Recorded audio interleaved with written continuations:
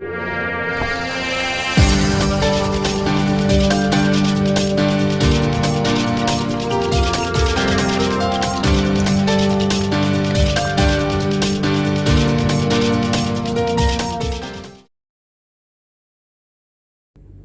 Friends, అందరికి నమస్కారం. నేను మీ శ్రీనాథరెడ్డి మిట్టపల్లి. ఇవాళ తారీఖు వచ్చి సెప్టెంబర్ 17, 2021 సంవత్సరం. ఇవాళ ముఖ్యాంశాల్లోకి వచ్చినట్టయితే, కువైట్లోని జహరా సెక్యూరిటీ డైరెక్టర్ వాళ్ళు చేపట్టినటువంటి సెక్యూరిటీ క్యాంపెయిన్లో భాగంగా నిన్న సాయంత్రం జహరా ప్రాంతం అలాగే దాని చుట్టుపక్కల ప్రాంతాల్లో సుమారు ఒక 150 మంది ఈ ఉల్లంఘనదారులు ఎవరైతే ఉంటారో వారిని అదుపులో తీసుకున్నారు. అందులో సుమారుగా ఒక 70 మందికి అయితే కనుక అకామాలు లేవు పూర్తిగా. అంటే వాళ్ళ ఇంట్లో అంటే పారిపోయిన వాళ్ళు, అంటే వాళ్ళ కపిల్ ఎవరైతే ఉంటారో వారి దగ్గర నుంచి పారిపోయి వేరే దగ్గర పనిచేస్తున్న వాళ్ళు అనమాట. అలాంటి వారిలో ఒక 70 మంది ఉన్నారు. ఇంకొక 80 మందిని వచ్చి జహరాకి అతి దగ్గరలో ఉన్నటువంటి రహియా ఆల్ బరియా ప్రాంతంలో ఈ ఒంటెలకి పశుగ్రాసం అమ్ముతుంటారు కదా, ఆ మార్కెట్లో పనిచేస్తున్నటువంటి ఒక 80 మందిని అదుపులో తీసుకున్నారు. అందులో ఎక్కువ శాతం మీకు నేను చెప్పాను కదా, వారు కపిల్ దగ్గర నుంచి పారిపోయిన వాళ్ళు ఉన్నారు.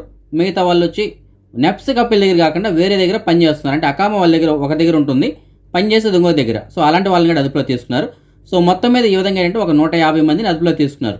సో గడిచిన ఒక 4-5 రోజులుగా ఇలాంటి తనిఖీలు అయితే కువైట్ మొత్తం మీద జరుగుతున్నాయి. ఏ సమయంలోనే ఎక్కడైనా సరే వీళ్ళు తనిఖీలు చేసేటువంటి అవకాశాలు ఉంటాయి. కాబట్టి ప్రతి ఒక్కరూ కొద్దిగా జాగ్రత్తగా ఉండండి. ఇవాళ మాలియా ప్రాంతంలో కూడా తనిఖీలు అయితే చేపట్టారు. మన సబ్స్క్రైబర్ ఒకరు ఇచ్చినటువంటి సమాచారం మేరకు ఒక 4 ఫ్రెండ్స్ ఒక కారులో వెళ్ళారు. 4 ఫ్రెండ్స్ పక్కన ఊర్లో వాళ్ళే. అక్కడికి వెళ్ళిన తర్వాత ఈ పోలీసు వాళ్ళు అయితే చెకింగ్ చేశారు. చెకింగ్ చేసినప్పుడు మేము ఫ్రెండ్స్ ఏనంటే ట్యాక్సీ కాదని చెప్పి చెప్పారంట. అయినా సరే ఆ కారు డ్రైవ్ చేస్తున్న డ్రైవర్ని ఇద్దరిని అదుపులో తీసుకున్నారంట. మిగతా వారిని మాత్రం జస్ట్ విచారించి వదిలేస్తారంట. సో ఈ విధంగా జరుగుతున్నాయి. కాబట్టి ఎవరైనా సరే ప్రైవేట్ ట్యాక్సీలో వెళ్తున్నప్పుడు మాత్రం దయచేసి తగిన జాగ్రత్తలు తీసుకొని వెళ్ళండి. ఎందుకంటే ఆ బండి ఎవరిదైతే ఉంటుందో ఆ బండి ఓనర్కి, డ్రైవ్ చేస్తున్నటువంటి వ్యక్తికి ముఖ్యంగా ఇబ్బంది ఉంటుంది. దాని తర్వాత వెనకాల ఉన్న వాళ్ళు కూడా ఒకవేళ అకామా లేకపోతే వాళ్ళకి కూడా ప్రాబ్లమే. ఒకవేళ అకామా ఉన్నా కూడా సరైనటువంటి డీటెయిల్స్ లేకపోతే వాళ్ళకి కూడా ప్రాబ్లం ఉంటుంది. కాబట్టి బయట వెళ్తున్నప్పుడు కొద్దిగా జాగ్రత్తగా వెళ్ళండి. ఎందుకంటే ఇప్పుడున్నటువంటి సిచ్యువేషన్స్ కువైట్లో పరిస్థితులు అయితే కనుక బాగోలేదు బయట. సో అన్ని కరెక్ట్గా ఉంటే ఏ ఇబ్బంది లేదు, అన్ని కరెక్ట్గా లేకపోతే మాత్రం ఇబ్బందులు పాలయ్యే అవకాశాలు ఉంటాయి. కాబట్టి ప్రతి ఒక్కరూ జాగ్రత్తగా ఉండగలరని చెప్పేసి నేను ఆశిస్తున్నాను. పదే నేను ఎందుకు చెప్తున్నానంటే మన మంచి గురించి నేను చెప్తున్నాను. కాబట్టి అకామా లేనంటూ వాళ్ళు, ఇంట్లో పారిపోయిన వాళ్ళు ఎవరైతే ఉంటారో ఇలాంటి వారు తప్పకుండా జాగ్రత్తగా ఉండండి. కువైట్లో ప్రస్తుతానికి కొన్ని గవర్నమెంట్ హాస్పిటల్స్లో పీసీఆర్ టెస్ట్ కేంద్రాలు ఉన్నాయి. అలాగే చాలా ప్రైవేట్ హాస్పిటల్ కూడా పీసీఆర్ టెస్టులు అయితే చేస్తున్నారు. ఇవి కాకుండా మరొక 6 కొత్త పీసీఆర్ సెంటర్ని గవర్నమెంట్ హాస్పిటల్స్లో ఏర్పాటు చేస్తున్నట్టు కువైట్కి సంబంధించిన ఆరోగ్య శాఖ వాళ్ళు తెలపడం జరిగింది. అయితే ఈ గవర్నమెంట్ హాస్పిటల్స్లో ఉన్నటువంటి పీసీఆర్ సెంటర్లు ఏవైతే ఉన్నాయో వాటిల్లో ప్రస్తుతానికి మన అజ్నబీలకి అయితే చేయట్లేదు, ఓన్లీ కువైట్ వాళ్ళకి మాత్రమే చేస్తున్నారు. ఒకవేళ వాస్తవాలు ఉంటే కనుక అక్కడ చేస్తున్నారు తప్ప అజ్నబీలు అందరూ మ్యాక్సిమం బయటే చేయించుకోవాల్సి వస్తుంది. సో ఇప్పుడు ఏర్పాటు చేస్తున్నటువంటి టెస్ట్ కేంద్రాలు కూడా గవర్నమెంట్ హాస్పిటల్స్లోనే ఏర్పాటు చేస్తున్నారు. సో అక్కడేమైనా మనకి అనుమతి ఇస్తారా లేదంటే దాని గురించి అయితే ఇంకా ఒక క్లారిటీ అయితే లేదు. సో మొత్తం మీద అంటే ఇంకొక 6 పీసీఆర్ సెంటర్లు కూడా ఏర్పాటు చేస్తున్నారు. ఎందుకంటే కువైట్లో ఎక్కడైనా సరే కరోనా వచ్చింది అన్నటువంటి డౌట్ వస్తే వెంటనే పీసీఆర్ టెస్ట్ చేయడానికి ఈ టెస్ట్ కేంద్రాలు అయితే ఎక్కువగా పెడుతున్నారు.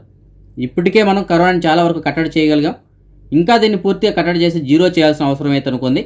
కాబట్టి ఎక్కడికక్కడ ఈ పీసీఆర్ సెంటర్లు కనుక్కున్నట్టయితే డౌట్ వచ్చిన వెంటనే పీసీఆర్ టెస్ట్ చేసి వారికి నిర్ధారించి తగినటువంటి ట్రీట్మెంట్ చేయడానికి అవకాశం ఉంటుంది. కాబట్టి ఎక్కువగా ఇప్పుడు ఈ పీసీఆర్ సెంటర్లను కూడా ఏర్పాటు చేస్తున్నారు. కువైట్కి సంబంధించిన పోలీసు వాళ్ళు నిన్న సాయంత్రం చేపట్టినటువంటి సాధారణ తనిఖీలలో భాగంగా కువైట్కి సంబంధించినటువంటి ఒక బిదూన్ వ్యక్తిని, అలాగే 2 మహిళల్ని మరియు ఒక ఇరాకీ వ్యక్తిని కూడా అదుపులో తీసుకున్నారు. వీరందరూ మద్యం సేవించున్నారు. అలాగే వీళ్ళు ఒక పార్టీకి వెళ్ళి తిరిగి వస్తుండగా వీళ్ళని అదుపులో తీసుకున్నారు. వీరి దగ్గర కొన్ని మద్యం బాటిల్ కూడా లభించాయి. ప్రస్తుతానికి వీరిపైన కేసు నమోదు చేసి విచారణ కోసం అని చెప్పేసి స్టేషన్కి తరలించారు. పాకిస్తాన్కి సంబంధించిన ఒక యువకురాలని కువైట్కి సంబంధించిన పోలీసు వాళ్ళు అదుపులో తీసుకున్నారు. దేనికోసం అదుపులో తీసుకున్నారు అనేసి అంటే ఆ యువకురాలు తండ్రి కువైట్ పోలీస్ స్టేషన్లో కంప్లైంట్ ఇచ్చారు. మా అమ్మాయి ఇంట్లో పారిపోయింది. అయితే ఆవిడ నాకు పెట్టినటువంటి మెసేజ్ ఏమిటంటే, నేను ఇంట్లో పారిపోతున్నాను, నేను వెళ్ళి తాలిబాన్లో చేరబోతున్నాను, నేను తాలిబాన్లలో చేరి ఇజ్రాయెల్కి వ్యతిరేకంగా నేను పనిచేస్తున్నాను, బాంబు దాడులు ఇలాంటివి చేసిన అవకాశాలు ఉంటాయని చెప్పేసి ఆవిడ మెసేజ్ పెట్టింది. దాని కారణం చేత అతను డైరెక్ట్గా పోలీస్ స్టేషన్కి వెళ్ళి కంప్లైంట్ ఇచ్చారు. పోలీసు వాళ్ళు దాన్ని ఆధారంగా చేసుకుని ప్రస్తుతానికి ఆ మహిళని అదుపులో తీసుకొని విచారిస్తున్నారు. అయితే ఆ మహిళ చెప్తున్నటువంటి వర్షన్ అయితే కనుక వేరే విధంగా ఉంది. నేను ఇంట్లో పారిపోవడం కోసం చెప్పేసి, నేను బెదిరించడం కోసం చెప్పేసి నేను ఆ విధంగా మా తండ్రికి మెసేజ్ పెట్టానని చెప్పేసి అమ్మాయి చెప్తుంది. ఏదైనప్పటికీ ఆవిడ ఆ విధంగా మెసేజ్ పెట్టడం అయితే కనుక తప్పే. కాబట్టి ప్రస్తుతానికి దీని గురించి పూర్తి వివరాలు తెలుసుకోవడం కోసం చెప్పేసి ఇంకా పోలీసు వాళ్ళు విచారణ కొనసాగిస్తున్నారు. కువైట్లో ఉన్న మన భారతదేశానికి సంబంధించినటువంటి రాయబార కార్యాలయం అంటే ఎంబసీ ఏదైతే ఉందో ఆ ఎంబసీ ఆవరణలో ఏర్పాటు చేసినటువంటి మేడ్ ఇన్ ఇండియా ఎగ్జిబిషన్ కార్యక్రమం చాలా విజయవంతంగా సాగింది.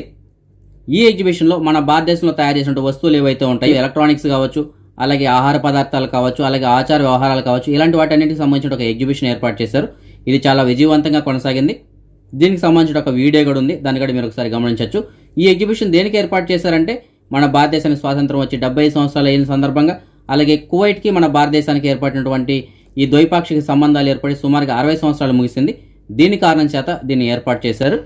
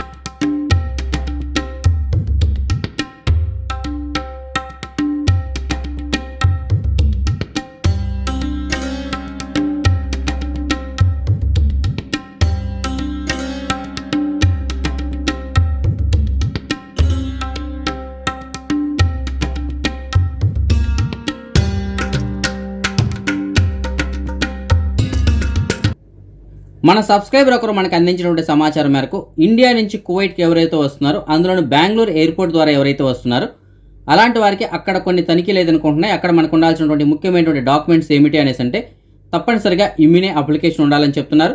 అలాగే కువైట్ మొబైల్ ఐడి కార్డు ఉండాలని చెప్తున్నారు. వాళ్ళకి ఒరిజినల్ సివిల్ ఐడి కార్డు ఉన్నా సరే కువైట్ మొబైల్ ఐడి కార్డు చూపించమని చెప్పేసి అడుగుతున్నారంట అప్లికేషన్ అటువంటిది.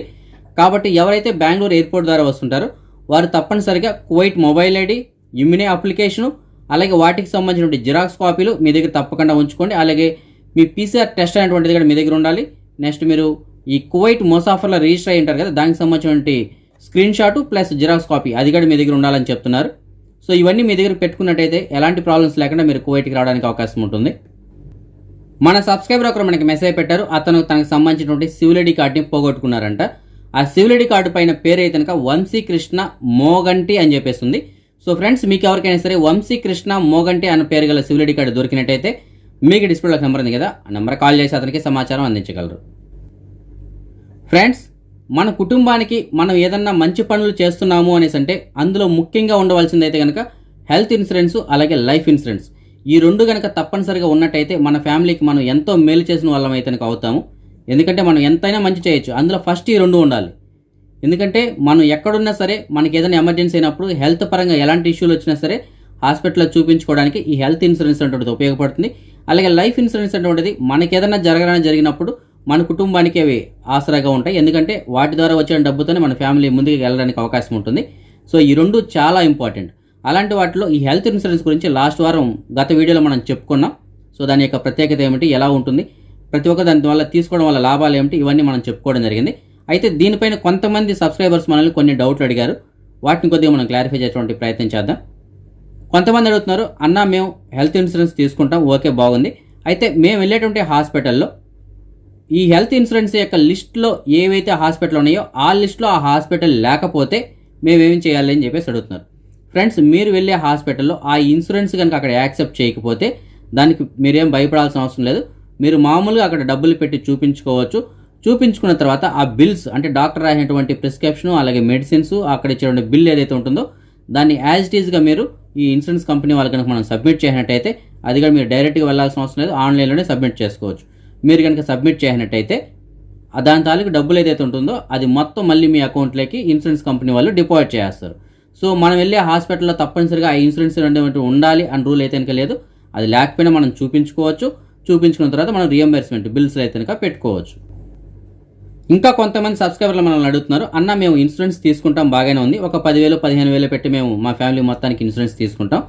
తీసుకున్న తర్వాత మేము హాస్పిటల్కి వెళ్ళలేదు, హాస్పిటల్కి వెళ్ళి మేము అడ్మిట్ అవ్వలేదు. సో అలాంటప్పుడు మేము కట్టిన డబ్బులు మాకు రిటర్న్ రాదు కదా, దానివల్ల మాకు ఉపయోగం ఏమిటి అని చెప్పేసి అడుగుతున్నారు. ఫ్రెండ్స్, డబ్బులు అయితే కనుక మనకి రిటర్న్ రాదు, కానీ దానివల్ల ఒకవేళ మనకి ఏదైనా జరిగితే కనుక దానివల్ల బెనిఫిటే ఉంది కదా.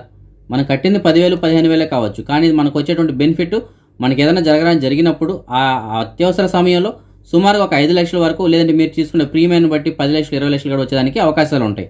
కాబట్టి అది చాలా ఇంపార్టెంట్. అలాగే మీరు కట్టిన డబ్బులు కూడా మీకు రాదు అని ఆ భయం అయితే కనుక మీకు అవసరం లేదు. మీరు ఒక 10,000 రూపాయలు 15,000 రూపాయలు పెట్టి మీరు ఇన్సూరెన్స్ తీసుకొని ఉంటారు, కానీ వీళ్ళు ఒక వెసులుబాటు కూడా ఇస్తున్నారు. మనకి ఏమిటంటే మనం డైరెక్ట్గా హాస్పిటల్కి వెళ్ళి అక్కడ అడ్మిట్ అవ్వకపోయినా సరే జనరల్గా మనం చెకప్ కోసం హాస్పిటల్కి వెళ్ళి చూపించుకుంటుంటాం కదా. సో ఆ విధంగా చూపించుకున్న వాటికి కూడా మనం బిల్స్ పెట్టుకోవచ్చు. ఒక సంవత్సరానికి గరిష్టంగా ఒక 10,000 రూపాయలకి మనం బిల్లు పెట్టుకోవచ్చు. ఇప్పుడు ఫర్ ఎగ్జాంపుల్ నేను హాస్పిటల్కి వెళ్ళాను, ఏదో షుగరో బీపీ చూపించుకున్నాను, లేదు ఇంకొక దానికి ఏదో దానికి చూపించుకున్నాను, జస్ట్ చూపించుకొని వచ్చేసింటాను మెడిసిన్స్ తీసుకొని. అప్పుడు నేను చూపించుకొని వచ్చినప్పుడు ఆ ప్రిస్క్రిప్షన్ అలాగే డాక్టర్ ఇచ్చినటువంటి ఆ మెడిసిన్స్ ఏవైతే ఉన్నాయో ఇవన్నీ నేను బిల్ పెట్టుకోవచ్చు. సో డాక్టర్ కన్సల్టేషన్ ఫీజు ఎంత అయింది, సో మెడిసిన్ ఇంత కొన్నాను, ఈ టెస్టులు ఎంత అయ్యాయి, వీటన్నిటికి ఇంత ఖర్చు అయిందని చెప్పేసి నేను బిల్లు పెట్టుకోవచ్చు. ఆ విధంగా మనం ఒక సంవత్సరానికి 10,000 రూపాయలకి బిల్ అయితే పెట్టుకోవచ్చు. సో అప్పుడు మనం కట్టింది ఒక 10,000, సో 10,000కి మనం బిల్లు పెట్టుకున్నాం, సరిపోయింది కదా, ఇప్పుడు మనకు నష్టం ఏం లేదు కదా. సో ఆ విధంగా కూడా ఆలోచించండి. సో మనకు నష్టం అయితే కనుక ఉండదు. ఒకవేళ ఏదైనా మనం అడ్మిట్ అయితే ఒకవేళ దానికి బిల్లు 1,00,000 రూపాయలు అయినా సరే ఇన్సూరెన్సే ఇస్తుంది, మనకైతే కనుక ఇబ్బంది లేదు. ఒకవేళ 4 లక్షల బిల్లు అయినా ఇన్సూరెన్స్ కంపెనీ భరిస్తుంది. సో దాని గురించి మనకైతే కనుక భయం లేదు. కాబట్టి ఇన్సూరెన్స్ తీసుకోవడం వల్ల మనకు నష్టం అయితే కనుక ఉండదు, లాభాలే ఉంటాయి. కాబట్టి ఈ క్వశ్చన్ ఎవరైతే అడిగారో వాళ్ళకి సమాధానం దొరికిందని చెప్పేసి నేను ఆశిస్తున్నాను. ఇంకా కొంతమంది సబ్స్క్రైబర్లు మనల్ని అడుగుతున్నారు, అన్న ఈ ఇన్సూరెన్స్ కంపెనీలు అనేటువంటివి గవర్నమెంట్కి సంబంధించినవి ప్రైవేట్కి సంబంధించినవి అని అడుగుతున్నారు. ఎందుకంటే గతంలో ఈ అగ్రిగోల్డ్ అని చెప్పేసి ఒక సంస్థ వచ్చింది కదా, దాన్ని క్లోజ్ అయిపోయిన తర్వాత చాలామంది ఇబ్బంది పడ్డారు. సో ఈ ఇన్సూరెన్స్ కంపెనీలు కూడా అలాగే ఉంటాయా అని చెప్పేసి అడుగుతున్నారు. ఫ్రెండ్స్, అగ్రిగోల్డ్ అనేటువంటిది ఏంటంటే ఇన్వెస్ట్మెంట్ కంపెనీ, అది అంటే దాంట్లో మనం పెట్టుబడి పెట్టాల్సి ఉంటుంది, దానికి సంబంధించింది అది. సో ఇన్సూరెన్స్ కంపెనీ అంటే ఇది డిఫరెంట్. ఇది సో ఈ ఇన్సూరెన్స్ కంపెనీలన్నీ ఏంటంటే గవర్నమెంట్ యొక్క అండర్లో ఉంటాయి, సెంట్రల్ గవర్నమెంట్ యొక్క అండర్లో ఉంటాయి. సెంట్రల్ గవర్నమెంట్ సంబంధించినటువంటి IRDAI అంటే insurance regulatory and development authority of India, వీరి యొక్క ఆధ్వర్యంలో ఈ ఇన్సూరెన్స్ కంపెనీలన్నీ ఉంటాయి. సో వీళ్ళు జనరల్గా ఇన్సూరెన్స్ కంపెనీ ఓపెన్ చేసే వాళ్ళు ఏం చేయాలంటే స్టార్టింగ్లోనే ఒక 150 కోట్ల డిపాజిట్ అనేటువంటిది ఈ IRDAI వాళ్ళకి చెల్లించాల్సి ఉంటుంది. దాని తర్వాత ప్రతి సంవత్సరం ఎవరైతే ఈ ఇన్సూరెన్స్ చేయించుకుంటారో దానివల్ల వచ్చేటువంటి లిక్విడ్ అమౌంట్ ఏదైతే ఉంటుందో దాన్ని మొత్తానికి దాంట్లోకి జమ చేస్తూ వస్తుంటారు. సో దీనివల్ల ఇప్పటి వరకు మన దేశంలో ఎక్కడ కానీ ఇన్సూరెన్స్ కంపెనీలు నష్టపోయాయి, ఇన్సూరెన్స్ కంపెనీలు క్లోజ్ చేశారు, వాటి వల్ల ఈ విధంగా నష్టపోయారు అనేటువంటి కంప్లైంట్స్ అయితే ఇంతవరకు ఎక్కడ లేవు. సో ఇన్సూరెన్స్ కంపెనీలు అనేటువంటిది గవర్నమెంట్ యొక్క అండర్లోనే ఉంటాయి. ఓకేనా. సో దాని గురించి అయితే ఎవరు కానీ భయపడాల్సిన అవసరం లేదు. ఓకే ఫ్రెండ్స్, మన సబ్స్క్రైబర్స్ ఎక్కువగా అడిగినటువంటి క్వశ్చన్స్లో ఈ 3 క్వశ్చన్స్ నేను సెలెక్ట్ చేసుకుని వాటికి మీకు నేను సమాధానం చెప్పడం జరిగింది. వీటికి మీకు సమాధానం దొరికిందని చెప్పేసి నేను అనుకుంటున్నాను. ఇంకా ఏదైనా మీకు డౌట్ ఉంటే కనుక నేను వాటిని కూడా క్లారిఫై చేయడానికి ప్రయత్నం చేస్తాను. సో హెల్త్ ఇన్సూరెన్స్ అనేటువంటిది చాలా ఇంపార్టెంట్ ఫ్రెండ్స్. ఈ రోజుల్లో ఇప్పుడున్నటువంటి పరిస్థితుల్లో ప్రతి ఒక్కరికి తప్పనిసరిగా హెల్త్ ఇన్సూరెన్స్ అయితే కనుక ఉండవలసిందే, 100కి 100% ఉండాల్సిందే. ఎందుకంటే ఇప్పుడున్న పరిస్థితుల్లో జలుబు రావచ్చు, దగ్గు రావచ్చు, జ్వరం రావచ్చు, మలేరియా రావచ్చు, టైఫాయిడ్ రావచ్చు, కరోనా కూడా రావచ్చు. ఏది వచ్చినా సరే మనం హాస్పిటల్కి వెళ్ళినట్టయితే మినిమం అనుకున్న చిన్న తలనొప్పికి వెళ్ళినా సరే 1000-2000 లేదనే మనం బయటికి రాలేకనే ఉన్నాం. అలాంటిది ఇంకా పెద్ద వాటికైతే ఇంకా ఎక్కువ డబ్బులు ఖర్చు పెట్టుకుంటున్నాం. సో ఇలాంటి డబ్బులన్నీ మన చేతి నుంచి పెట్టుకోవడం కన్నా ఈ ఇన్సూరెన్స్ కంపెనీల ద్వారా మనం తీసుకోవడం చాలా మంచిది కదా. ఎందుకంటే సంవత్సరానికి ఒకసారి మనం డబ్బులు కడతాం, మనం కట్టిన డబ్బులు మనకు వచ్చేస్తుంది. ఇంకా పెద్ద ప్రాబ్లమ్స్ అయితే మనం ఎంతకైతే ప్రీమియం కట్టింటామో అంతవరకు కూడా వీళ్ళు కవరేజ్ అంటే ఇస్తారు. ఫర్ ఎగ్జాంపుల్ మనం ఒక 10,000 పెట్టింటాం, 5 లక్షల వరకు ప్రీమియం వస్తుంది అనుకోండి. సో మనకి ఏదైనా పెద్ద సర్జరీ జరిగినప్పుడు ఒక 5 లక్షల రూపాయలు ఖర్చు అవుతుంది అనుకుంటే 5 లక్షలు కూడా ఇన్సూరెన్స్ కంపెనీ ఇచ్చేస్తుంది, మన చేతి నుంచి అయితే డబ్బులు పెట్టం. కాబట్టి దీనివల్ల మనకి ఎక్కువగా బెనిఫిట్సే ఉన్నాయి తప్ప నష్టాలు అయితే లేవు. కాబట్టి ప్రతి ఒక్కరూ హెల్త్ ఇన్సూరెన్స్ అనేది చేయించుకోండి. చాలామందికి దీని గురించి ఒక అవగాహన అయితే లేదు ఇంతవరకు. సో ఇకపైనా సరే నేను చెప్పాననే కాకుండా మీరు ఇంకా యూట్యూబ్ ఛానల్స్ ఉన్నాయి, ఇంకా చాలా ఉన్నాయి, అలాగే సోషల్ మీడియాస్ ఉన్నాయి, అలాగే నెట్లు ఉన్నాయి, వీటి ద్వారా అయినా సరే మీరు సెర్చ్ చేసుకొని హెల్త్ ఇన్సూరెన్స్ వల్ల ఉపయోగాలు ఏమిటి అనేటువంటిది మీరు చెక్ చేసుకొని అప్పుడైనా సరే మీరు ప్రతి ఒక్కరూ హెల్త్ ఇన్సూరెన్స్ తీసుకుంటారని చెప్పేసి నేను ఆశిస్తున్నాను. ఎందుకంటే ఈ ప్రపంచంలో మనకు అన్నిటికన్నా ముఖ్యమైనటువంటిది అంటే ఆరోగ్యం. మనం ఆరోగ్యంగా ఉన్నట్టయితే మనకి ఎన్ని కోట్లు ఉన్నా సరే దాని ముందు అవన్నీ దిగదొడిపోయి మనకి డబ్బుల కన్నా ముఖ్యం ఆరోగ్యం. ఆరోగ్యంగా ఉంటే ఎంత డబ్బులైనా సరే మనం సంపాదించవచ్చు. అంతే తప్ప డబ్బులు ఉంటే మనం ఆరోగ్యాన్ని సంపాదించలేం. కాబట్టి ప్రతి ఒక్కరూ ఆరోగ్యంగా ఉండడానికే ప్రయత్నం చేయండి. అదే మనం ఈ మనీ ఎక్స్చేంజ్ విషయానికి వచ్చినట్టయితే ఒక కువైటీ దినార్ వచ్చి మన భారతదేశం రూపీస్లో $242.13 ఉంది. అదే బంగారం విషయానికి వచ్చినట్టయితే కువైట్లో ఉన్న మాలియాలో ఉన్నటువంటి సూకల్వతియాలో ఉన్న ఎఫ్కే జ్యువెలర్స్ వాళ్ళు అందించినటువంటి సమాచారం మేరకు 1 గ్రాము బంగారం వచ్చి 22 క్యారెట్ల బంగారం అయితే 16 దినార్ల 650 పిల్స్గా ఉంది. అదే 24 క్యారెట్ల బంగారం అయితే 17 దినార్ల 185 పిల్స్గా ఉంది.